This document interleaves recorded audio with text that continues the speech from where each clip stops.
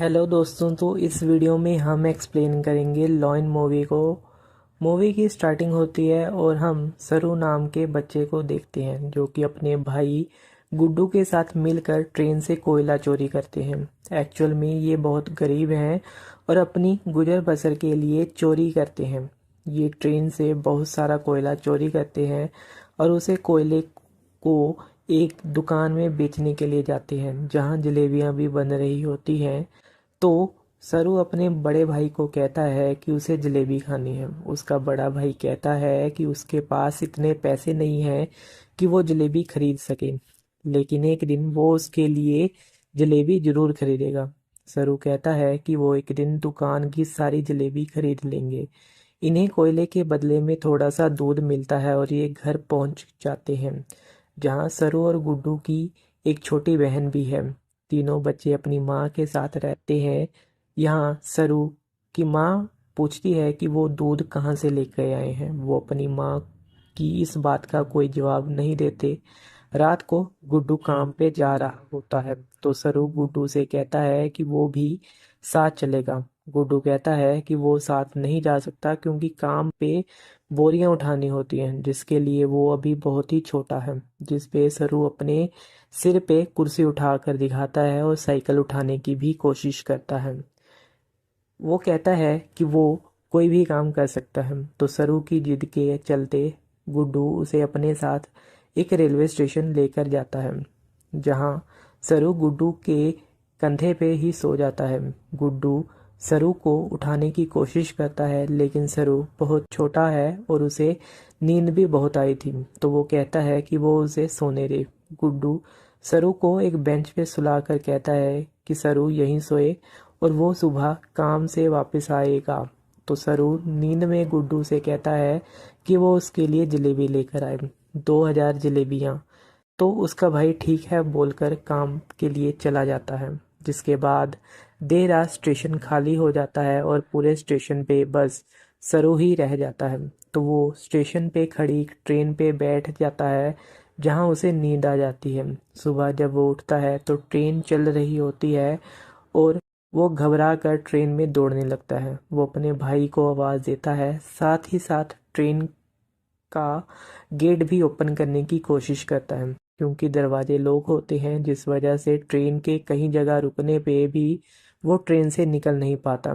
Train पूरी तरह से खाली होती है और सरू भूखा प्यासा रात को ट्रेन के साथ वेस्ट बंगाल स्टेशन पहुंचता है। मीन्स कि अपने शहर खांडवा से, जो कि मध्य प्रदेश में है, उससे कोसों दूर। यहाँ वो स्टेशन पे उतरता है तो उसे भीड़ मिलती है। इसके बाद वो टिकट काउंटर पे जाता है और कहता है कि उसे अपने घर जाना है, लेकिन वहाँ सब बंगाली में बात कर रहे होते हैं। जिसके बाद सरू स्टेशन पे ही अपने साथ के कुछ बच्चों के साथ बैठ जाता है। कुछ देर बाद वहाँ कुछ लोग आते हैं जो उन बच्चों को अपने साथ लेकर चले जाते हैं, लेकिन सरू वहां से भाग जाता है और रात को फिर से शहर में अकेले रह जाता है। उसे भूख भी बहुत लगी होती है। जिसके बाद वो देवी माँ की मूर्ति के पास जाकर प्रार्थना करने लगता है और उनके चरणों में पड़े प्रसाद को खाता है। अगले दिन सरू एक रेलवे ट्रैक पे चल रहा होता है क्योंकि उसे अपने घर जाना था। तभी उसे एक नूर नाम की औरत मिलती है जो सरू से पूछती है कि उसका घर कहाँ है। तो सरू अपने गांव का नाम बताता है, लेकिन ये मध्य प्रदेश के खांडवा शहर का एक छोटा सा गांव होने के कारण किसी को भी इसका नाम पता नहीं होता। नूर उसे अपने घर ले जाती है और उसे खाना देती है, साथ ही वो नहलाती भी है और कहती है कि कल सुबह एक आदमी आएगा जो तुम्हारी मदद करेगा, तुम्हें तुम्हारे घर तक पहुंचाने में। अगली सुबह रामा नाम का एक आदमी आता है जो कि सरू की पूरी बॉडी को चेक करता है और नूर को धीमी आवाज में कहता है कि उसने बहुत बढ़िया काम किया है, उसे ऐसे ही लड़के की तलाश थी। सरू को इन दोनों पे शक हो जाता है तो वो मौका पाकर वहां से भाग जाता है और अपने कुछ दिन हावड़ा ब्रिज के पास बिताता है। सरू अपनी माँ को बहुत मिस करता है क्योंकि वो अपनी माँ से बहुत प्यार करता था, लेकिन अब वो अपने घर से कोसों दूर है। तो इस तरह उसके 2 महीने बीत जाते हैं। सरू एक कैफे में बाहर बैठा होता है जहाँ कैफे के अंदर एक लड़का चाय पी रहा होता है। सरू उसको कॉपी करता है। वो लड़का बाहर आकर सरू को कुछ खाने को देता है और साथ ही उसे पुलिस स्टेशन लेकर जाता है, जहां वो पुलिस को बताता है कि ये लड़का हिंदी बोलता है और अपने घर गणेश तले के पास बताता है। लेकिन इस जगह के बारे में पुलिस वालों को भी पता नहीं होता है। वो लड़का सरू से उसकी माँ का नाम पूछता है, तो सरू का माँ का नाम भी पता नहीं बता पाता। पुलिस उसके घर वालों को ढूंढने की कोशिश करती है, लेकिन कुछ पता न लगने पे वो उसके एक अनाथ आश्रम में भेज देती है। वो यहाँ 3 महीने बिताता है, जिसके बाद उसे मिलने मिसेस सूद आती है, जो उसे कहती हैं कि वो 3 महीनों से उसके घर वालों को ढूंढने की कोशिश कर रही हैं, लेकिन उन्हें कुछ भी पता नहीं चल रहा है। उन्होंने न्यूज़पेपर में भी ऐड करी थी, लेकिन उसका कोई फ़ायदा नहीं हुआ। तो सरू कहता है कि उसका घर यहाँ से बहुत दूर है, वो अपनी अम्मी और गुड्डू के पास वापस जाना चाहता है। लेकिन मिसेस सूद कहती हैं कि उन्होंने बहुत तलाश करी, लेकिन उन्हें कुछ भी नहीं मिला। वो कहती हैं कि उन्हें एक ऑस्ट्रेलियन कपल अडॉप्ट करना चाहता है।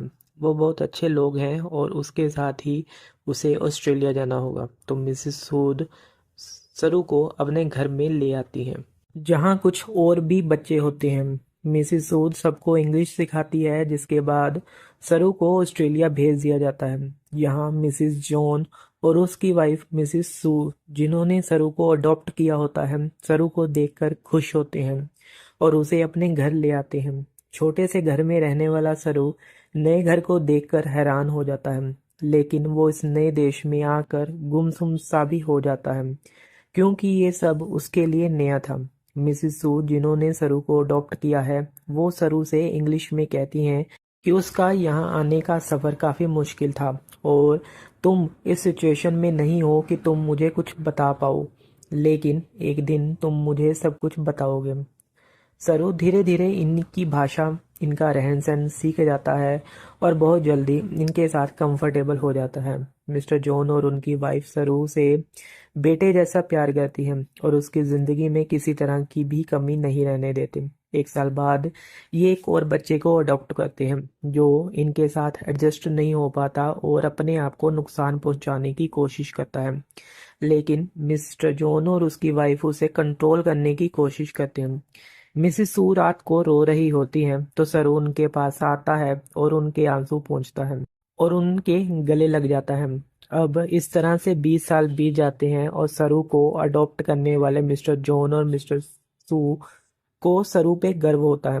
वो होटल मैनेजमेंट पढ़ने के लिए मेलबर्न जाना चाहता है और अपने भाई से मिलता है, जिसे मिस्टर जॉन और मिस्टर सू ने सरू के बाद अडॉप्ट किया था। लेकिन ये दोनों एक दूसरे को पसंद नहीं करते हैं। अब सरू को हम उसकी होटल मैनेजमेंट की क्लास में देखते हैं, जहां सब अपनी इंट्रोडक्शन देते हैं और सरू बताता है कि वो अपना होटल खोलना चाहता है। साथ ही वो बताता है कि वो इंडिया में कलकत्ता का रहने वाला है। इसके बाद सब स्टूडेंट्स हाउस पार्टी करते हैं। सरू भी इस पार्टी में जाता है, जहाँ पे बहुत सारे इंडियन स्टूडेंट्स होते हैं, जिस कारण से इंडियन खाना भी अवेलेबल होता है। इसमें जलेबी सरू देखता है तो उसे अपने बचपन की याद आ जाती है, जहाँ वो अपने भाई गुड्डू से जलेबी खाने की बात कहता है। यहाँ पे उसका भाई उसे जलेबी खिलाने का प्रॉमिस भी करता था, जिसके बाद सरू सारी जलेबी खरीदने की बात करता है। इस बात को याद करके उसकी आंखों में आंसू आ जाते हैं। वो अपने दोस्तों से कहता है कि वो कलकत्ता से नहीं बल्कि किसी और जगह से है। वो बचपन में खो गया था। वो एक ट्रेन में बैठ गया था और कोलकाता पहुंच गया था। तो एक लड़का उससे पूछता है कि वो ट्रेन में कितने दिन तक रहा। तो सरू कहता है कि 2 से 3 दिन तक। वो अपने गांव का नाम गणेश तले बताता है। उसे हिंदी बोलनी नहीं आती, तो वो अपने गांव का नाम भी सही से प्रोनाउंस कर पा रहा है या नहीं उसे नहीं पता। वो अब सिर्फ इंग्लिश बोलता है। तो वो लड़का कहता है कि कोलकाता के हावड़ा ब्रिज से अगर वो टाइम और ट्रेन की स्पीड का कैलकुलेशन करे तो वो उसके गांव का पता लगा सकते हैं। इसके बाद एक लड़की गूगल अर्थ के बारे में बताती है कि गूगल अर्थ की मदद से वो दुनिया के किसी भी कोने का पता लगा सकते हैं। लेकिन सरो इस बात पे और कुछ ज़्यादा नहीं बोलता। लोग पार्टी से निकल जाते हैं। सरू के साथ एक लड़की लूसी भी होती है, जो दोनों एक दूसरे से अट्रैक्टेड होते हैं, जिस कारण रात को दोनों एक दूसरे के क्लोज आ जाते हैं। अगली सुबह उठते ही सरू को अपने घर, भाई बहन और माँ की याद आती है। वो सोचने लगता है कि सब उसके जाने के बाद कितना परेशान हुए होंगे। वो गूगल और अर्थ की मदद से अपने घर, अपने गांव गणेश तले को ढूंढने की कोशिश करता है, पर उसकी कोशिश का कोई रिजल्ट नहीं मिलता। अब ऐसे ही 3 साल बीत जाते हैं, जिसके साथ लूसी और सरू का रिश्ता और भी गहरा हो जाता है। दोनों एक दूसरे से प्यार करते हैं। सरू आज भी अपने परिवार को लेकर उदास है। उसे अपनी भाई का चेहरा सामने दिखाई देता है, जहां वो उसे कह रहा हो उसे घर वापस आ जाना चाहिए। सरू अपने घर, अपने गांव को ढूंढने में इतना बिजी हो जाता है कि लूसी से अलग हो जाता है। वो लूसी से कहता है कि तुम मुझसे बेहतर इंसान डिजर्व करती हो। दोनों अलग हो जाते हैं, लेकिन कुछ दिन बाद जब वो लूसी को देखता है तो सरू लूसी से कहता है कि वो उसे मिस करता है। इसके बाद दोनों एक दूसरे के क्लोज आ जाते हैं। लूसी सरू से कहती है कि उसे अपनी मदर के पास जाना चाहिए, उन्हें उनकी ज़रूरत है। सरू की माँ की तबीयत अचानक से खराब हो जाती है। वो उनके पास जाता है। उसे लगता है कि उसकी माँ ने इसलिए उसे अडॉप्ट किया था क्योंकि वो कभी माँ नहीं बन सकती थी। लेकिन मुसिसु बताती हैं कि ऐसा नहीं है, बल्कि उसके डैड और उसने ये डिसाइड किया था कि वो 2 बच्चे अडॉप्ट करेंगे, क्योंकि दुनिया में बहुत से बच्चे ऐसे हैं जिन्हें प्यार की ज़रूरत है। वो सरू को अपने बचपन का एक इंसिडेंट बताती है कि उसके डैड बहुत ही ज़्यादा अल्कोहल पीते थे। वो अच्छे इंसान नहीं थे। एक दिन जब वो घर के पीछे गए तो वो चाहती थी कि धरती उन्हें निगल जाए। तभी उसे एक ब्राउन कलर की स्किन का बच्चा दिखाई देता है। अगले ही पल वो उसके साथ था, तो उसे एहसास हुआ कि उसकी ज़िंदगी में सब सही होगा। इसके बाद मेरी ज़िंदगी में तुम और तुम्हारे भाई आए, लेकिन अब तुम मुझसे बात नहीं करते। सरू को एहसास होता है कि उसे अपनी माँ के साथ रहना चाहिए। साथ ही वो अपने भाई गुड्डू और अपनी माँ को ढूंढने चाहता है।